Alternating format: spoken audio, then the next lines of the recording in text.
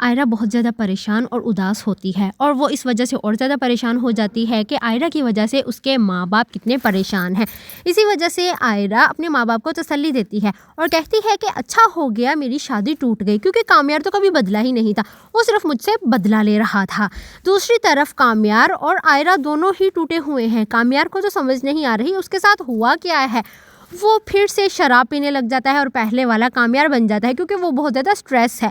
उसे ज़्यादा परेशानी इस बात की है कि आयरा ने मेरी बात का यकीन ही नहीं किया। उसने वो देखा जो उसे दिखाया गया, उसने मेरी बात सुनना भी गवारा नहीं की और सबके सामने मुझे धक्के दे के जलील करके वहाँ से निकाल दिया और मुझे सफाई देने का मौका भी नहीं दिया। काम्यार अंदर से बहुत ज़्यादा टूटा हुआ है। काम्यार ये चाहता है कि काश आयरा मेरी बात का यकीन करती या मुझे सफाई देने का मौका ही दे देती, लेकिन आयरा ने ऐसा कुछ नहीं किया। उसने लोगों की बातों का यकीन करके मुझे फिर से बुरा ही बना दिया।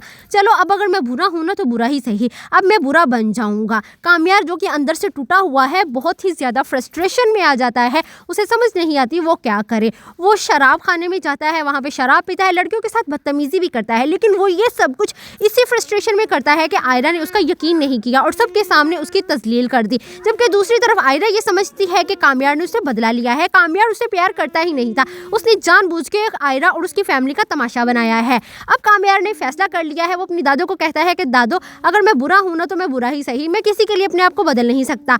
आयरा अपनी माँ के गले लग जाती है और कहती है कि मम्मा काम्यार ने मेरे साथ ऐसा क्यों किया, कि वो मुझसे बदला ले रहा था या वो सिर्फ मुझे जलील करके, मुझे मेरी फैमिली को जलील करके दुनिया की नज़रों में गिराना चाहता था।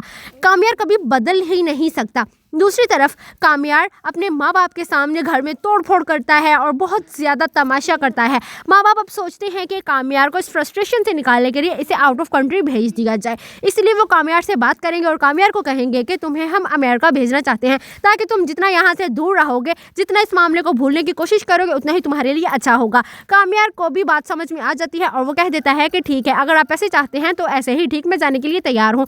दूसरी तरफ शायद आयरा के अम्मी अबू भी उसे इस फ्रस्ट्रेशन से, इस सदमे से निकालने के लिए मुल्क से बाहर भेज दे और अमेरिका जाके दोनों की मुलाकात हो जाए।